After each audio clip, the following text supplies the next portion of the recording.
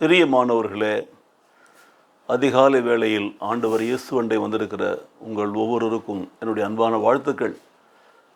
ஆண்டவராக இயேசு கிறிஸ்து சிலுவையிலே தொங்குகிற பொழுது பேசின வார்த்தைகளை குறித்து நாம் தியானித்து கொண்டு வருகிறோம். இந்த பண்டிகை நாட்களிலே உலகமெங்கும் உள்ள கிறிஸ்துவர்கள் கொண்டாடி கொண்டிருக்கிற குருத்து ஞாயிறு, புனித வெள்ளி, உயிர்த்தெழுந்த ஞாயிறு, ஈஸ்டர், இந்த நாட்களிலே நாம் அதிகமாக தியானிக்கிறது என்னவென்று சொன்னால், ஆண்டவராக இயேசு கிறிஸ்து சிலுவையில் பேசிய அந்த 7 வார்த்தைகள் தான். இது ஒவ்வொரு மனிதனுக்கும் ஒரு வாழ்க்கையிலே அவன் கடைபிடிக்க வேண்டிய காரியம். அதுபோலவே ஒவ்வொரு கிறிஸ்துவனுடைய வாழ்க்கையில் மிக முக்கியமாக ஆண்டவர் வெளிப்படுத்தின அந்த 7 பண்புகளை, 7 காரியங்களை கற்றுக்கொள்ள வேண்டும். ஆகவே தான் இந்த நாட்களில் நாமும் அதை அதிகாலையில் தியானிக்கிறோம். 3வதாக ஒரு வார்த்தை ஆண்டவர் பேசினது தான் இன்றைக்கு நாம் தியானிக்கிறோம். சிலுவையில் தொங்கிக் கொண்டிருக்கிற பொழுது அங்கே அவருடைய தாய் நின்று கொண்டிருக்கிறதை பார்க்கிறார். அவருக்கு பிரியமான சீடனும் அங்கே நின்று கொண்டிருக்கிறான். அதுதான் அந்த காட்சி, சிலுவை காட்சியில். அவர் இன்னும் கொஞ்சம் நேரத்தில் மறிக்க போகிறேன் என்பதை உணர்ந்திருக்கிறார் பாருங்கள்.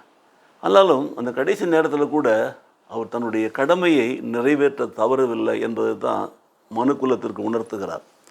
பூமியில் மனுஷனாக பிறந்த ஒவ்வொருவனும் செய்ய வேண்டிய ஒரு காரியத்தை அவர் சொல்லுகிறார். பழைய ஏற்பாட்டில் கட்டளைகளை 10 கட்டளை சொல்லப்பட்டிருக்க, தந்தையும் தாயும் கனப்படுத்த வேண்டும் என்று சொல்லி அதை இயேசு கடைபிடிக்கிறார். அதை எப்படி செய்கிறார் பாருங்கள்.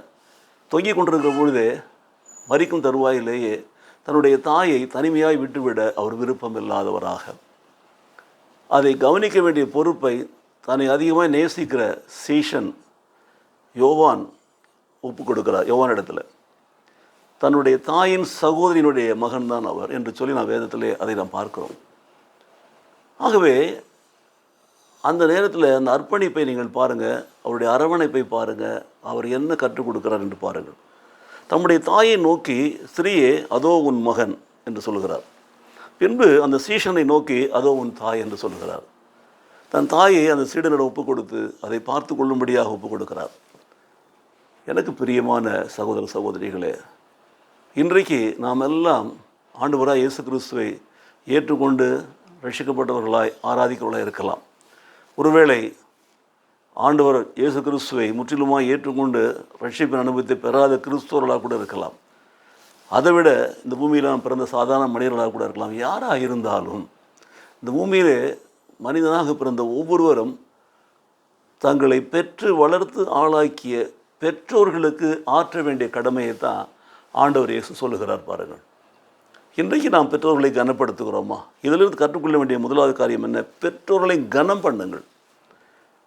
அவர்களை கனம் பண்ண வேண்டும். ஆனால் இன்றைக்கு பிள்ளைகள் கனம் பண்ணுகிறது இல்லை என்பதை பார்க்கிறது எப்படி என்று சொன்னால், எங்கு பார்த்தாலும் முதியோர் இல்லங்களை பார்க்கிறோம். முதிய வயதாகிற பொழுது அவர்களை கொண்டு வந்து அந்த இல்லங்களை சேர்த்து விடுகிறார்கள், பராமரிப்பதில்லை. இல்லை என்று சொன்னால் அவர்களுக்கு தனியாக ரொம்ப வசதி படைத்தவர்கள் வீடு எடுத்து அதுக்காக ஒரு ஆளை போட்டு அவர் பார்க்கிறார்கள். இவர்கள் போய் பார்ப்பது கிடையாது.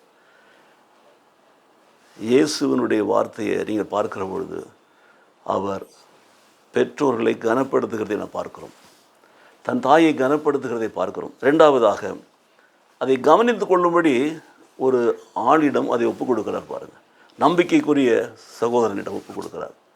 ஸோ கனம் பண்ணணும், கவனித்து கொள்ளணும். 3வதாக அந்த பெற்றோர்களை காத்து கொள்ள வேண்டும் என்ற ஒரு கருத்தையும் கற்றுக் கொடுக்கிறார். அது மனிதனாக பிறந்த ஒவ்வொருவருக்கும் மேல் விழுந்த கடமை. இந்த நாளில், இந்த புனித வெள்ளியை கொண்டாடுகிற இந்த நாட்களில் ஆண்டவர் இயேசு சிலுவையில் தொங்கின போது சொன்ன அந்த நல்ல ஆலோசனையை நாம் கேட்போமா? நம்முடைய தாய் தகப்பனை நாம் கனப்படுவோம். நம்முடைய தாய் தகப்பனை கனப்படுவது மாத்திரமில்லாமல் அவர்களை கவனித்து கொள்வோம். அதோடு மாத்திரமில்லாமல் அவர்களை காத்து கொள்வோம். கர்த்தர் நம்மை ஆசீர்வதிப்பார். நல்ல தகப்பனே, இந்த காலை வேளையில் நீ கற்றுக் கொடுத்த ஆண்டவரே ஸ்தோத்திரம். பெற்றோர்களை கனப்படுத்துகிற காரியத்திற்காக நன்றி செலுத்துகிறோம் சுவாமி. எங்களுக்கு ஒரு நல்ல பாடத்தை கற்றுக் கொடுத்திருக்கிறீர். நாங்கள் வாழும் நாட்களில் எங்கள் தகப்பனே, எங்கள் தாயும் ஆண்டவரே கவனிக்கிறவர்களாக, கனப்படுவர்களாக, காத்துக்கொள்வர்களாக வாழ எங்களை நடத்துவீரா. இந்த பண்டிகை நாட்களில் இதை கற்றுக்கொண்டு அதை கடைபிடிக்க கிருபை செய்வீரா. இயேசு கிறிஸ்து நாமத்திலே பிதாவே. ஆமென், ஆமென்.